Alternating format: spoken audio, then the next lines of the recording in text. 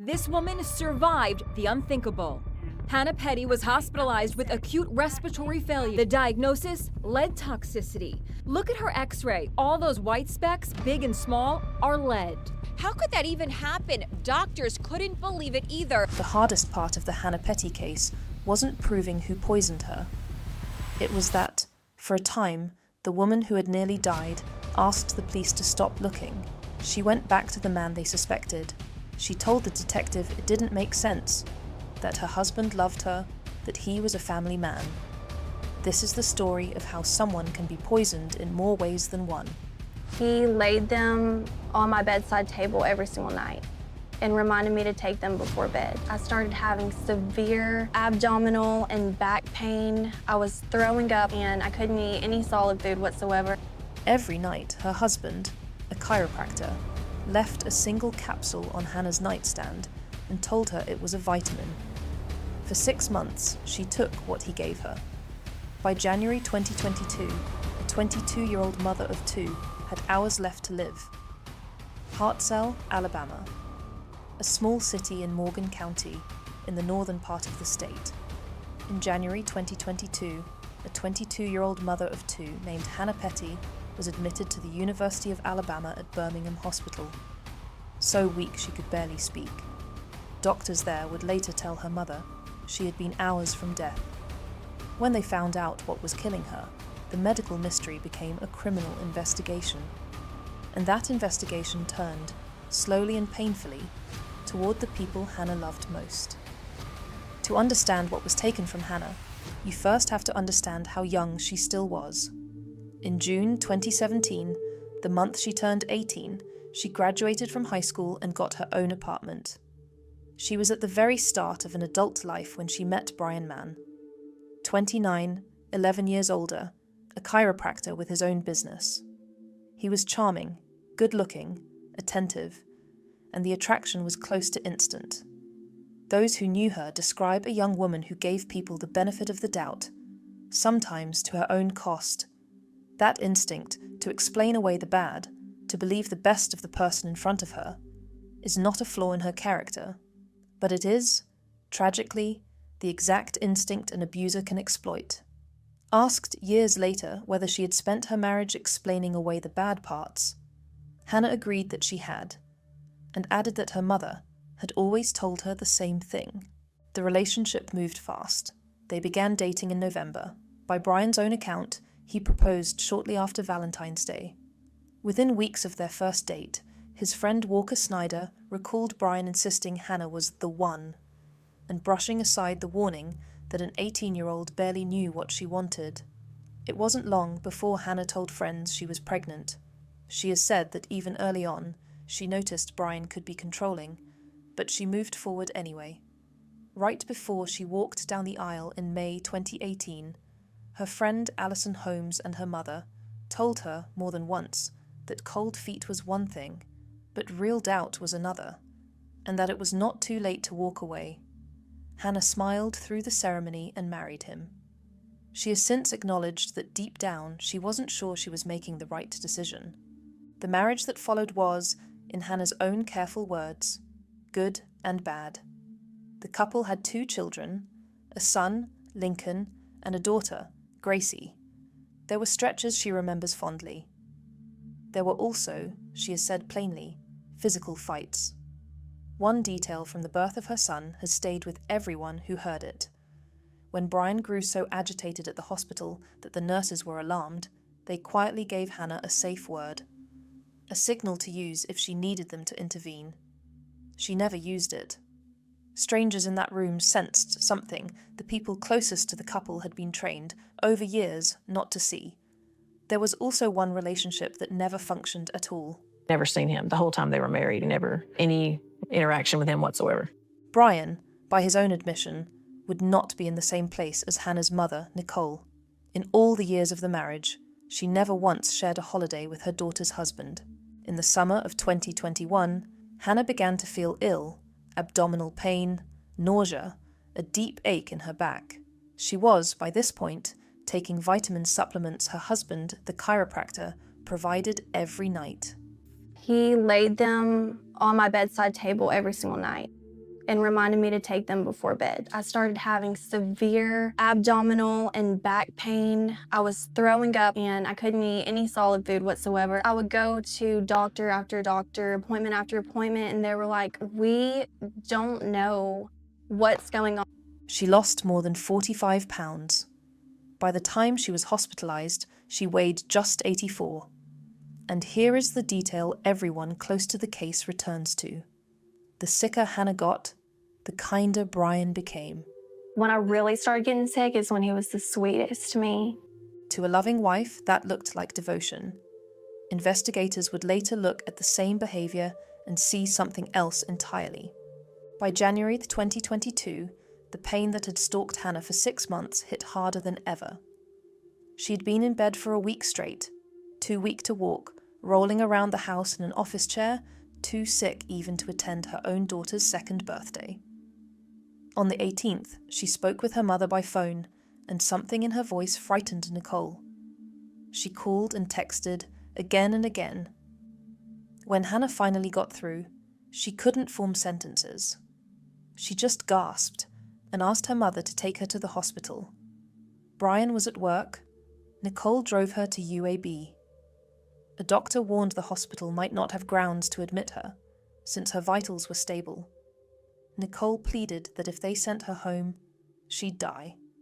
And in that moment, Hannah seized. Actually starving to death when we got there. They said she had hours to live. One doctor directed her anger at Nicole. The seizure rendered Hannah unconscious for nearly 48 hours. Doctors placed her in a medically induced coma to drain fluid from her brain, and at one point had to chemically paralyze her because even small movements could have killed her. Through all of it, Nicole stayed. In a single moment of grace, she leaned over her daughter, kissed her head, and told her she loved her. And Hannah's eyes opened. "I love you too," she said, and then, confused, "Have I not been talking?" It was a fragile sign of life, but the danger was nowhere near over, because the doctors still did not know what they were fighting. Asked later if she ever gave up hope, Nicole's answer was immediate. No, never, not one time. 8 days after Hannah was admitted, the answer arrived, and it stunned everyone. Her neurologist told Nicole her daughter had an astronomical amount of lead inside of her. Her colon almost entirely packed with it, lead settled even into her bones. The numbers told the story. Dr. Felicia Hadaway, who treated Hannah, testified that safe levels of lead in someone's body would be around the number 10. Hannah tested in the 80s. There was no accidental way to accumulate this much lead. Doctors were unequivocal about what it meant. They let me know that this is an attempted murder. The hospital reported the case to the Department of Human Resources, moved Hannah into a secluded room with a guard at the door, and barred 2 people from seeing her, her husband and her mother. Because at that moment, the suspects were the people who had been closest to her. For Nicole, being sent from her daughter's bedside, suspected of poisoning her own child, was its own anguish. I remember them saying either he's done it, she's done it, or you've done it. But someone is intentionally trying to kill your daughter. For Brian, the reaction was different. His suspicion, immediately and completely, landed on Nicole. I immediately started thinking, this is Nicole, that this has to be Nicole pointing fingers. I didn't really think it would get anywhere because I thought it was, again, just Nicole making waves to make waves. 2 people stood accused. One would spend the following weeks visibly desperate to be at Hannah's side. The other would, when asked to cooperate further, stop cooperating. Investigators could not arrest a person for how they behaved, but behavior was, at this early stage, almost all they had. The Department of Human Resources called Lieutenant Alan McDiarmond of the Hartselle Police Department and wanted an immediate arrest. They said that I needed to go arrest somebody for attempting to kill their wife. And I'm like, well, hold up. I mean, we can't just go arrest people. What are you talking about? He went to see Hannah for himself. By the time he got there, she was in a coma, and the X-rays floored him. Her insides lit up where the lead reacted to the imaging. The medical staff gave him little hope, telling him that if she survived at all, she would likely have no real cognitive function left, and that he should not count on her as a witness. He told Brian about the allegations, and Brian agreed to a search of the home. To McDiarmid, though, one thing already sat wrong. A husband being told his wife was deliberately poisoned, who then grew less forthcoming rather than more, was a red flag he couldn't shake. Brian let police walk through the whole house, handing over a bottle of supplements and a laxative he said Hannah had taken. The lab results came back, and the hole in the case opened wide. Did you ever find any capsules? No. Did you ever find any supplements that were tainted? No. So isn't that kind of a big hole in the theory? Well, he sold supplements. But the absence cut another way. The lead wasn't in the house at all, and it wasn't in the couple's children. This was not an environmental hazard that had sickened a family. It was something given to one person, and one person only. The theory of how rested on something Nicole had remembered almost too late. The special capsules Brian placed on Hannah's nightstand every single night. Doctors asked him repeatedly to bring those exact capsules in. He never did. He gave them a photo of ordinary over-the-counter supplements instead. On February 1st, McDiarmid cleared Nicole, candid that her behaviour alone, the devotion of a frightened mother, was not evidence. For a long stretch, the case was built on absence. Then came an episode prosecutors would later seize on. Brian himself turned up at a different hospital, claiming he'd x-rayed his own stomach and seen something inside it, suggesting he too was a victim. But doctors determined the lead in his system had been swallowed only hours before, and a nurse reported he grew nervous and seemed ready to leave when told he needed a second scan. Hannah was supposed to die. Failing that, she was supposed to wake diminished, unable to think or speak. Instead, slowly she began to fight back.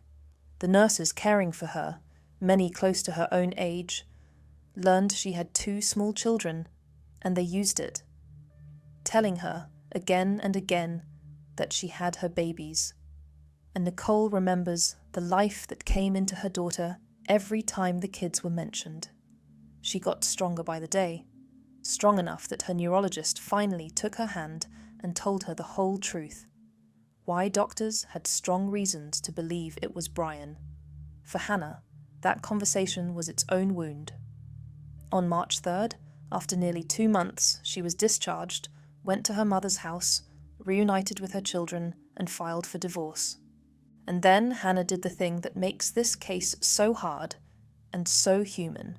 She went back. On a heavy regimen of medications, just 1 week out of the hospital, she sat down with Brian at their former home, wanting, more than anything, for him to deny it loudly enough to make it untrue. He never gave her what she needed to hear, and yet she called her attorney and said she didn't want to go through with the divorce. It grew more frightening still. Her family doctor wanted her involuntarily committed, fearing Brian would finish what the lead had started. And Hannah asked McDiarmid to drop the investigation.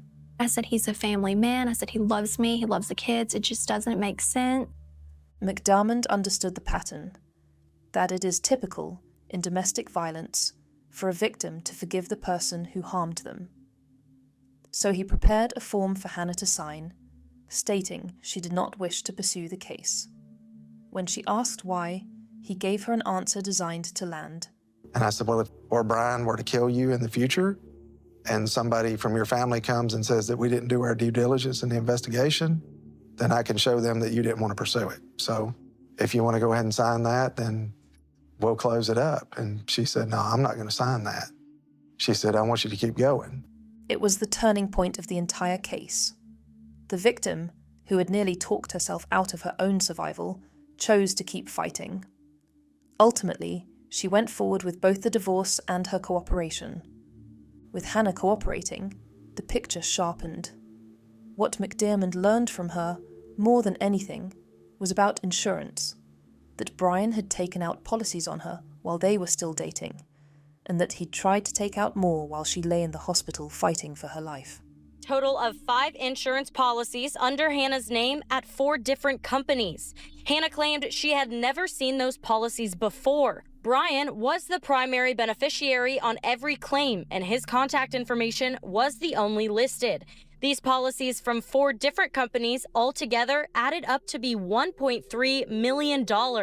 Had Hannah died, more than $1 million would have paid out to Brian. For the prosecution, money was the answer to the question hanging over the whole case. The motive to slowly poison a trusting young wife, collect, and be rid of her. Brian was arrested in September 2022, pleaded not guilty, and was freed on bond with an ankle monitor and weekends in jail. Police still had nothing physically connecting him to lead, until a contractor named Danny Hill recognized Brian from news of his arrest and realized he knew exactly where the lead had come from because he was the man who'd installed it.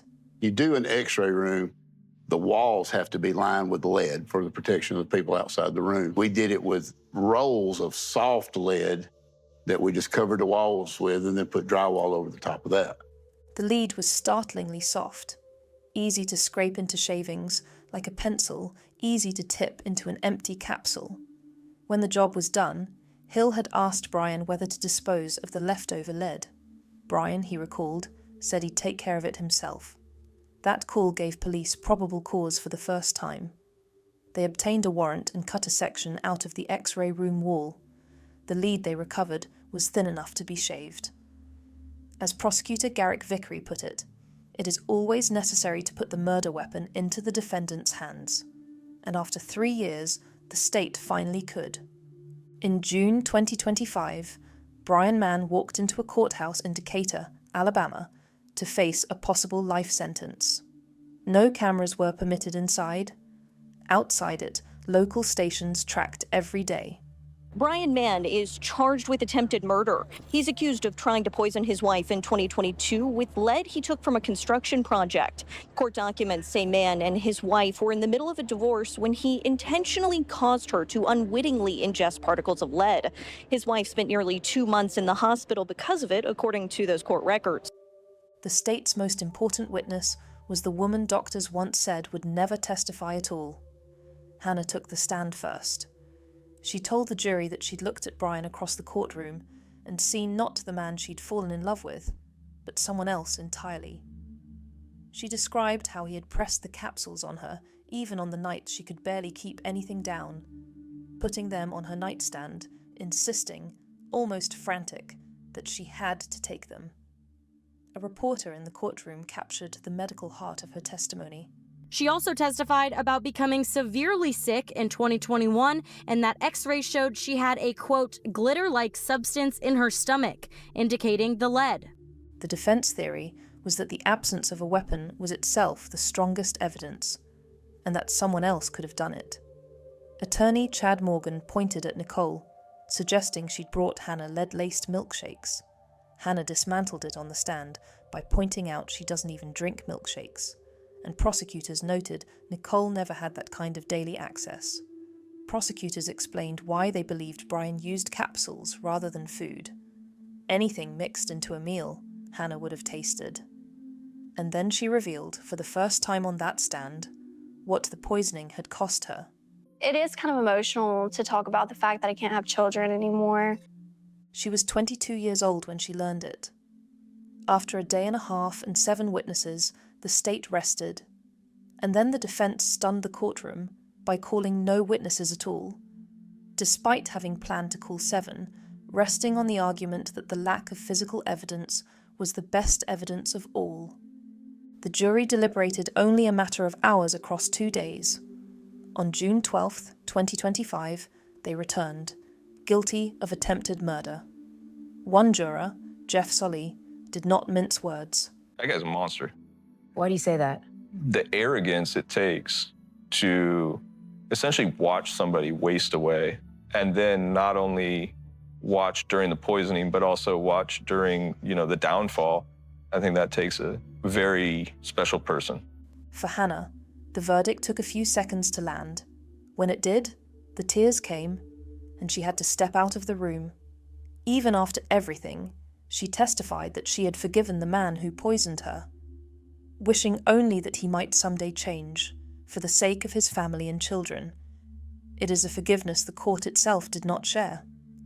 On August 27th, 2025, Morgan County Circuit Judge Charles Elliott sentenced Brian Mann to life in prison.